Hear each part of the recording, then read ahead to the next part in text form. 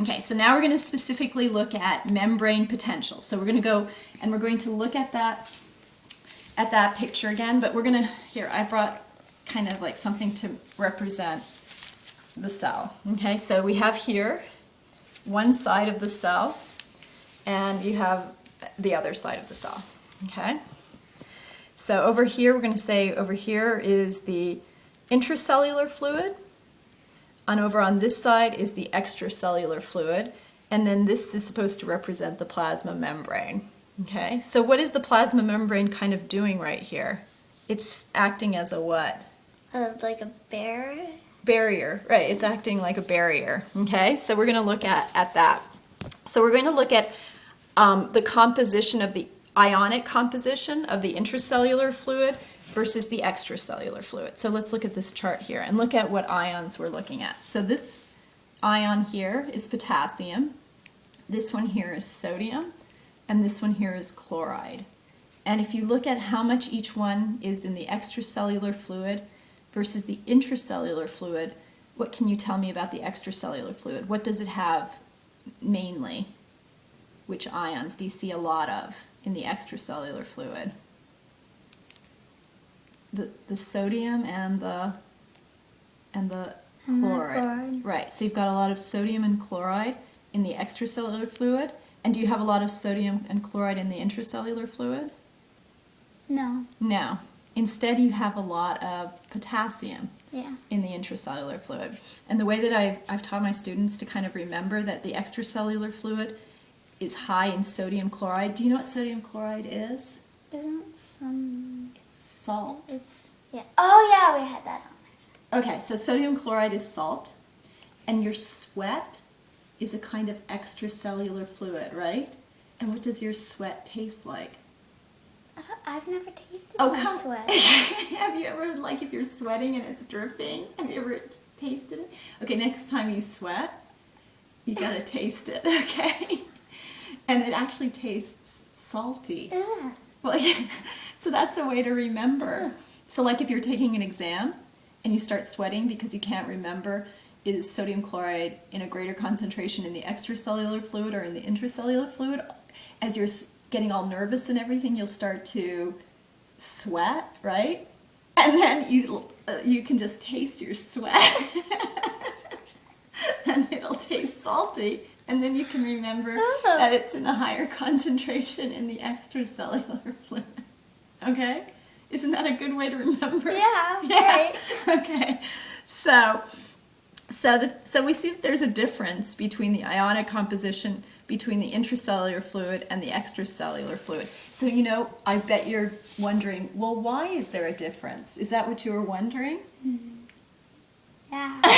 Okay, so I'll tell you why there's a difference. So it's a function of the plasma membrane. So remember you said the plasma membrane was a what? There. A barrier. So guess what it's saying needs to stay on the inside. So it's saying on the inside I want potassium to stay. And then on the outside, in the extracellular fluid, I want a higher concentration of sodium. So let me bring a sodium over here. Here's a sodium. This red one, can you see that? Yeah, so there's a sodium. Here we'll bring another sodium here. Okay, so we've got sodium here and a chloride here, and over here in the intracellular fluid we've got potassium. Okay, so one of the reasons they all stay separate is because there is, and that's written down here, selective permeability of the plasma membrane. And we're going to see it's actually more permeable to potassium than to sodium. It actually is really kind of mean with sodium. And remember, sodium is on the outside, and it says, you stay out there. Yeah. How pompous. Totally. So it's like, you stay out. I don't want you coming in. So it's selectively permeable. And you know what happens? If it has also an active transport mechanism in the plasma membrane, and that's what's called a sodium-potassium pump. And you know what that does? So here we have, do you see the sodium here? Yes. Guess what it's doing? What?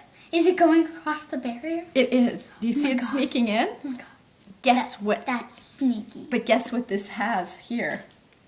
It has a pump And that pump says, no way. Out you go. You don't belong in here.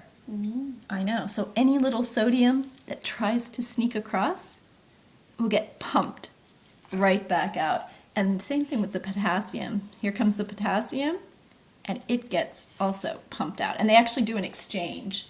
So it's like, kind of like, no way, you go back to where you are. And that's all based on this pump. And it's an active transport because it's going against the concentration gradient. So there's more sodium on the outside. So to pump it back to the outside, it's going against its concentration gradient. So it needs energy to do that. So it's an active transport. And my class learned about that already, so they know about that. Wow. Yeah. Okay. So here we have. So this is what we talked about. There's a difference in the ionic composition between the intracellular fluid and the extracellular fluid.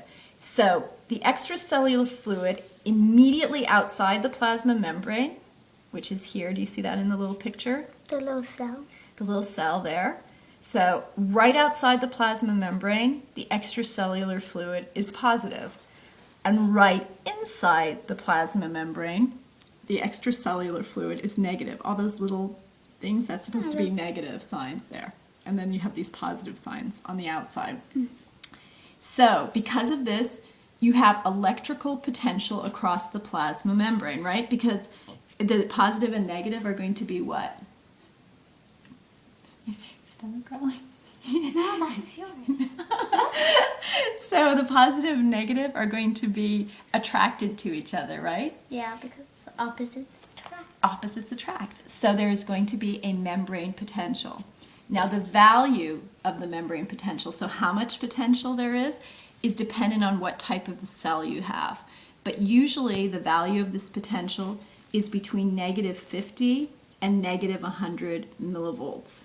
And this is actually an absolute number. Have you learned about absolute numbers? Absolute numbers. Yeah.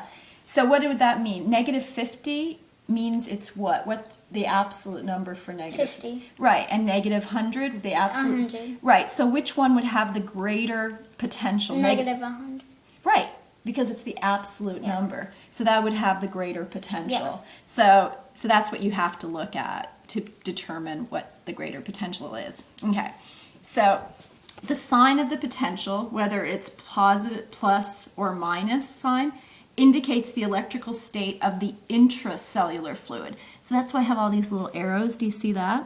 Yes. These are supposed to be like little probes that are checking what the charge is on the inside of the plasma membrane.